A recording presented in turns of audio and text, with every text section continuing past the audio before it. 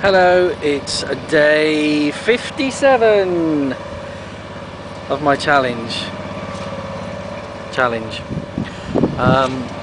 Had a bit of repercussion from the clonic.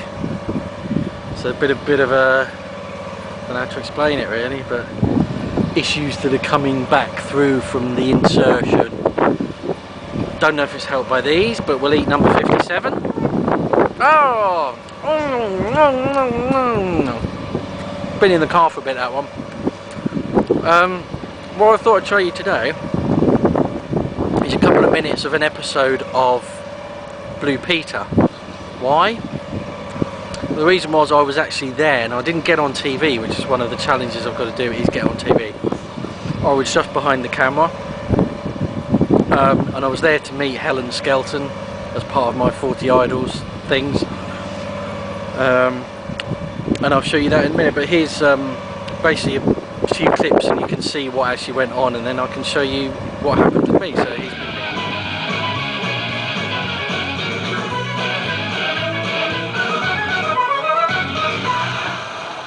Hello! How you doing? Welcome to Blue Peter. Today's show is all about Andy, which I'm very excited about. But come on, there's a challenge looming, we know about it.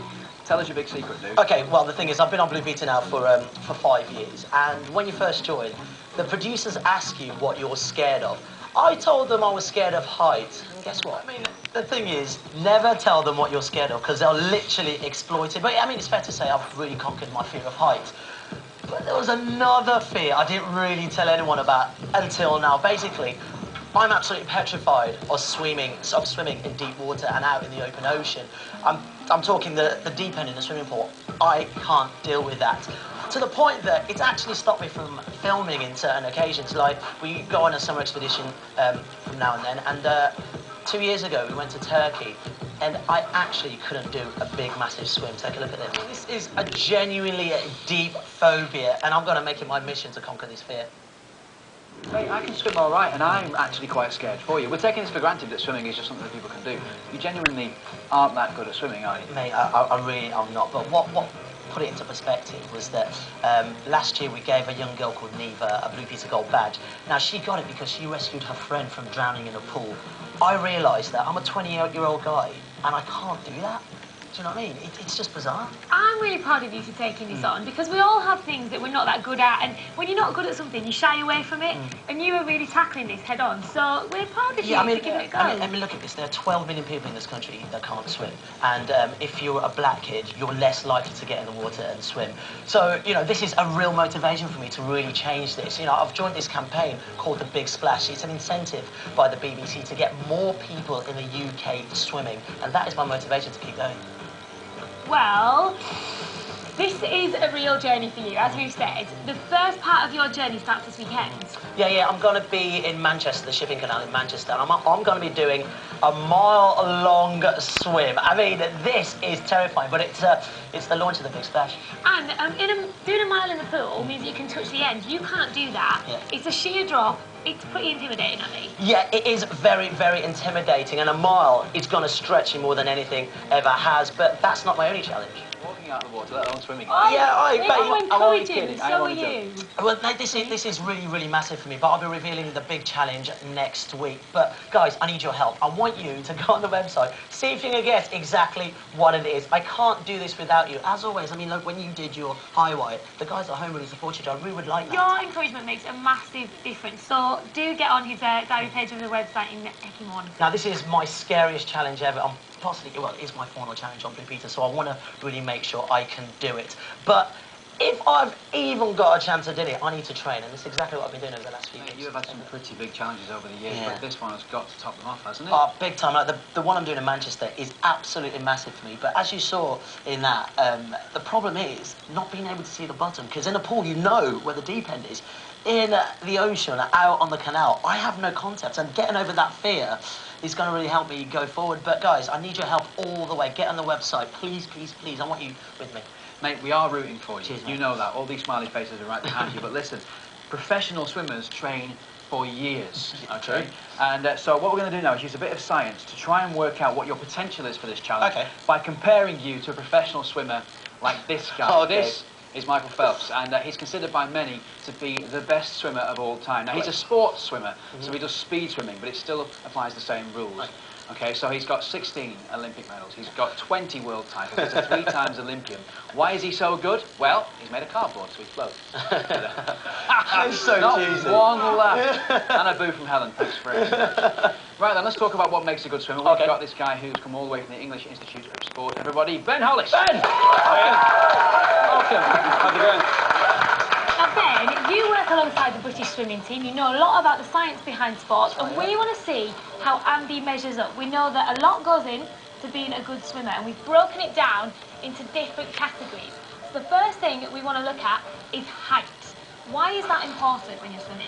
Straight away we can see how big Phelps is there stood next to Andy. I'll get my tip first. Height is really important because the taller you are and the longer you are, the less body length distances you have to achieve or to overcome per race.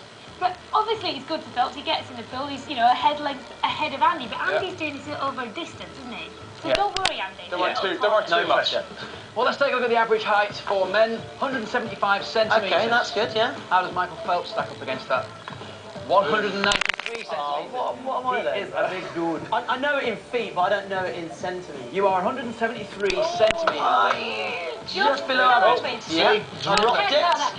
Let's move on to arm span. Now that's got to be pretty important for a swimmer, hasn't it? That's right, yeah. The longer your arms, really, if you think about when you're swimming, either front crawl or as Andy does, the breaststroke, or the doggy paddle, whichever one we're going for. Really, the longer your arms are, the longer reach you've got, and the longer distance you're able to swim per stroke. So it makes it more efficient if you've got longer arms. So let's see how his arm span compares. Average arm span is 175. Yeah, that's good. Phelps, 200 centimetres. What am I then? Hold on. What about Andy Akamalava? Doesn't bad, mate. Doesn't bad. 186 Bang! centimetres. I'm above average, but just below Phelps. I'll take that one. Okay, what about foot size? That's pretty obvious, isn't it? Yeah, I think so. Anyone who's worn flippers before when they've been swimming knows that wearing flippers makes you swim really powerfully and much faster. And that's what having big feet feels like, I imagine.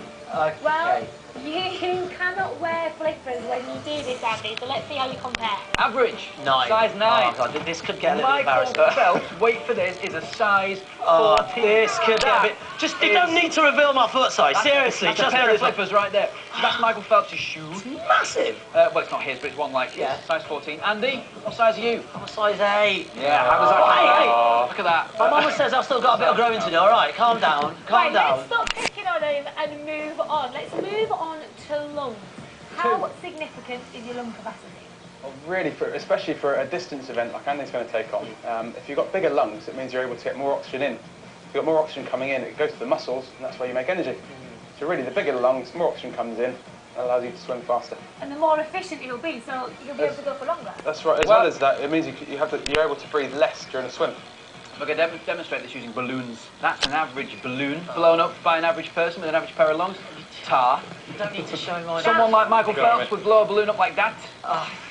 That's how much extra air he's got in his lungs. That's like the size of a basketball. And here's one I did earlier. Oh, get rid. That joke. Bit of fun. Where's Andy's? It's round here. Thanks, Fran, the person who can't be seen. That is Andy's balloon. That's like the planets in the solar system.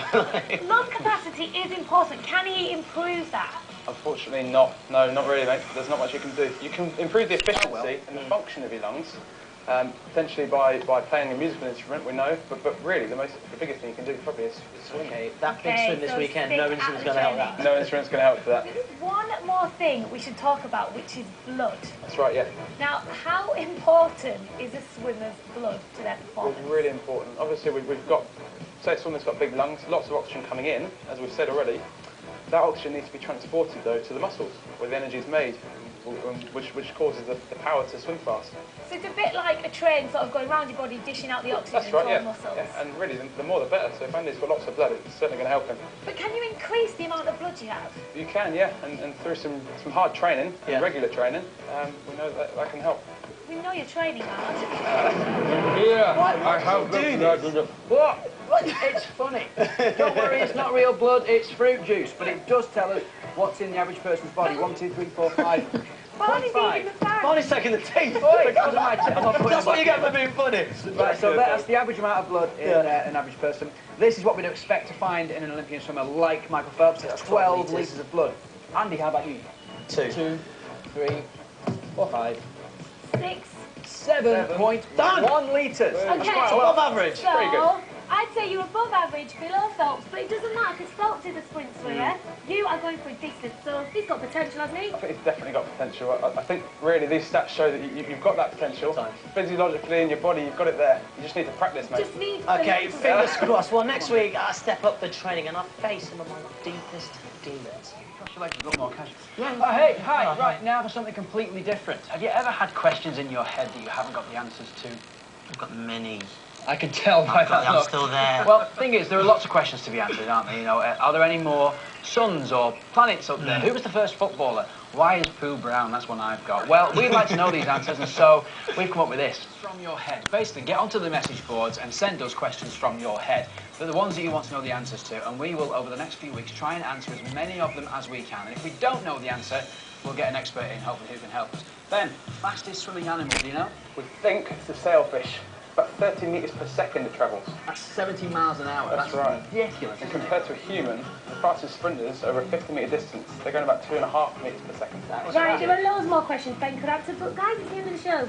It is, yes. All right. Tomorrow, we've got a US pop star here singing for you in the garden. And you can also see Blowfish, and he tells us what his freak of nature is. Thank you very much, Ben. Andy, it's almost time for you to get back to training. Go on, I'm going to get my wetsuit on. See you later, people.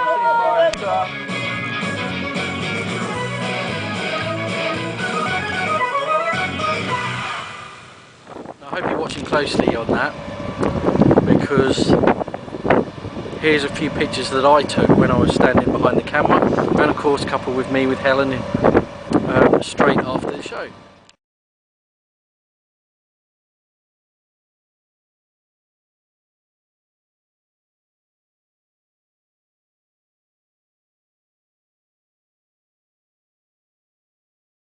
Very exciting. Okay. 57 sprouts done. And I'm getting dizzy now. So see you tomorrow.